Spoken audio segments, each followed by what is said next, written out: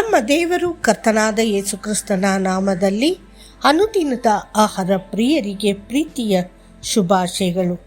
2025 July ತಿಂಗಳ 13ನೇ ತಾರೀಕಿನ ಭಾನುವಾರದ ದೇವರ ವಾಕ್ಯವು, ಸ್ತುತಿಸುವುದು ಯೋಗ್ಯವಾಗಿದೆ. ಕರ್ತನನ್ನು ಸ್ತುತಿಸಿರಿ, ನಮ್ಮ ದೇವರನ್ನು ಸ್ತುತಿಸುವುದು ಎಷ್ಟು ಒಳ್ಳೆಯದು. ಆತನನ್ನು ಸ್ತುತಿಸುವುದು ಎಷ್ಟು ಆಹ್ಲಾದಕರ ಮತ್ತು ಯೋಗ್ಯವಾಗಿದೆ. ಕೀರ್ತನೆಗಳು 147:1. ಕರ್ತನಿಗೆ ಯಾವುದು ಮೆಚ್ಚುಗೆಯಾಗುತ್ತದೆ ಎಂದು ಕೀರ್ತನೆಗಾರನು ನಮಗೆ ಹೇಳುತ್ತಾನೆ. ದೇವರನ್ನು ಸ್ತುತಿಸುವುದು ಅದು ದೇವರ ದೃಷ್ಟಿಯಲ್ಲಿ ಯೋಗ್ಯವಾದದ್ದು ಮಾತ್ರವಲ್ಲ, ನಮಗೂ ಸಂತೋಷಕರವಾಗಿದೆ. ಕರ್ತನಿಗೆ ನಿಜವಾಗಿಯೂ ಏನು ಮೆಚ್ಚುಗೆಯಾಗುತ್ತದೆ ಎಂಬುದನ್ನು ನಾವು ಅರ್ಥ ಮಾಡಿಕೊಳ್ಳಬೇಕು. ದೇವರು ನಮಗೆ ಒಂದು ನಾಲಿಗೆಯನ್ನು ಕೊಟ್ಟದ್ದು ಒಂದೇ ಒಂದು ಉದ್ದೇಶಕ್ಕಾಗಿ, ಆತನನ್ನು ಸ್ತುತಿಸಲು. ಸೂರ್ಯನನ್ನು ಬೆಳಕನ್ನು ನೀಡಲು, ನಕ್ಷತ್ರಗಳನ್ನು ಚಿಹ್ನೆಗಳು ಮತ್ತು ಋತುಗಳಿಗಾಗಿ, ಮತ್ತು ಮರಗಳನ್ನು ಒಳ್ಳೆಯ ಫಲಗಳನ್ನು ನೀಡಲು ಸೃಷ್ಟಿಸಿದಂತೆಯೇ ನಮ್ಮ ನಾಲಿಗೆಯನ್ನು ಸಹ ನಮ್ಮ ಸೃಷ್ಟಿಕರ್ತನನ್ನು ಸ್ತುತಿಸಲು ರಚಿಸಲಾಗಿದೆ.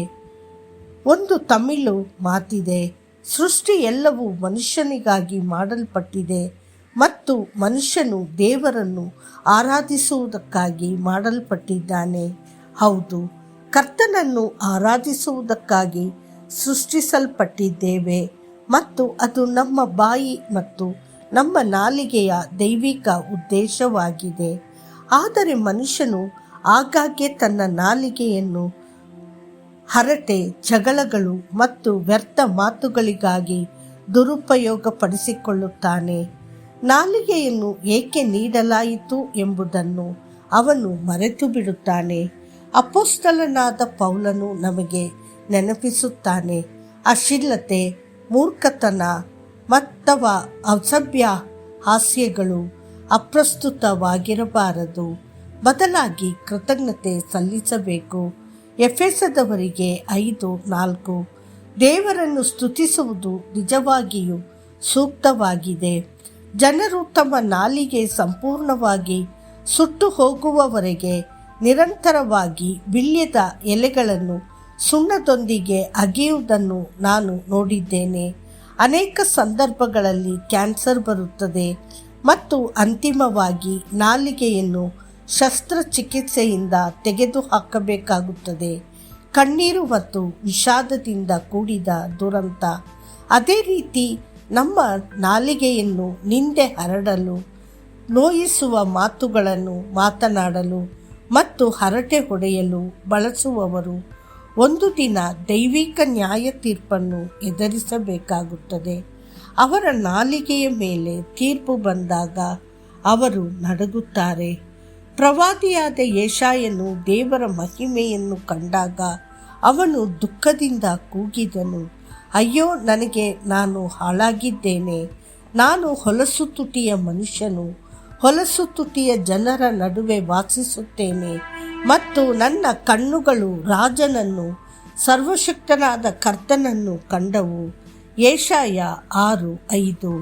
ಆದರೆ ದೇವರು ತನ್ನ ಕರುಣೆಯಿಂದ ಯೆಶಾಯನ ತುಟಿಗಳನ್ನು ಮುಟ್ಟಲು ಉರಿಯುವ ಕಲ್ಲಿದ್ದಲನ್ನು ಕಳುಹಿಸಿದನು ಮತ್ತು ಹೀಗೆ ಹೇಳಿದನು, ಇಗೋ, ಇದು ನಿನ್ನ ತುಟಿಗಳನ್ನು ಮುಟ್ಟಿದೆ, ನಿನ್ನ ಅಪರಾಧವು ದೂರವಾಯಿತು ಮತ್ತು ನಿನ್ನ ಪಾಪವು ಪ್ರಾಯಶ್ಚಿತ್ತವಾಯಿತು.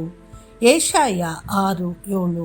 ಆ ದಿನದಿಂದ ದೇವರನ್ನು ಸ್ತುತಿಸಲು ಮತ್ತು ಆತನ ವಾಕ್ಯವನ್ನು ಘೋಷಿಸಲು ಯೆಶಾಯನ ನಾಲಿಗೆಯನ್ನು ಪವಿತ್ರಗೊಳಿಸಲಾಯಿತು. ಹೌದು, ಸ್ತುತಿ ಯೋಗ್ಯವಾಗಿದೆ ಮತ್ತು ಆನಂದವನ್ನು ತರುತ್ತದೆ. ನಿಮ್ಮ ನಾಲಿಗೆಯನ್ನು ಅದು ಏನನ್ನು ಸೃಷ್ಟಿಸಿದೆಯೋ ಅದಕ್ಕಾಗಿ ಬಳಸಿ ಕರ್ತನನ್ನು ಮಹಿಮೆಪಡಿಸಿ.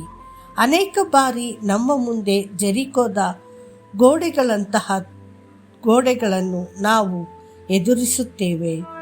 ನಾವು ಸುತ್ತಲೂ ಅಡೆತಡೆಗಳು ಮತ್ತು ಮುಚ್ಚಿದ ಬಾಗಲುಗಳಿಂದ ಸುತ್ತುವರೆದಿದ್ದೇವೆ. ಆ ಕ್ಷಣಗಳಲ್ಲಿ ಗೊಣಗಾಡಬೇಡಿ ಅಥವಾ ನಿರುತ್ಸಾಹಕ್ಕಾಗಿ ಮಣಿಯಬೇಡಿ. ಬದಲಾಗಿ ನಿಮ್ಮ ಧ್ವನಿಯನ್ನು ಹೊಗಳಿಕೆಯಲ್ಲಿ ಮೇಲಕ್ಕೆತ್ತಿ ನಂಬಿಕೆಯ ತುತ್ತೂರಿಯನ್ನು ಊದಿರಿ. ಜೆರಿಕೋದ ಗೋಡೆಗಳು ಉರುಳಿ ಬಿದ್ದಂತೆ ನಿಮ್ಮ ಅಡೆತಡೆಗಳು ಸಹ ಬೀಳುತ್ತವೆ. ಯೆಹೋಶುವ 6:20. ದೇವರ ಪ್ರಿಯ ಮಕ್ಕಳೇ, ಸ್ತುತಿ ಕರ್ತನಿಗೆ ಮೆಚ್ಚುಗೆಯಾಗಿದೆ. ಮತ್ತಷ್ಟು ಹೆಚ್ಚಿನ ಧ್ಯಾನಕ್ಕಾಗಿ ನಾನು ಕರ್ತನನ್ನು ಎಲ್ಲ ಕಾಲಗಳಲ್ಲಿ ಸ್ತುತಿಸುವೆನು. ಆತನ ಸ್ತೋತ್ರವು ಯಾವಾಗಲೂ ನನ್ನ ಬಾಯಲ್ಲಿರುವುದು. ಕೀರ್ತನೆಗಳು 34:1. ಕರ್ತನು ನಿಮ್ಮನ್ನು ಆಶೀರ್ವದಿಸಲಿ. ಆಮೇನ್.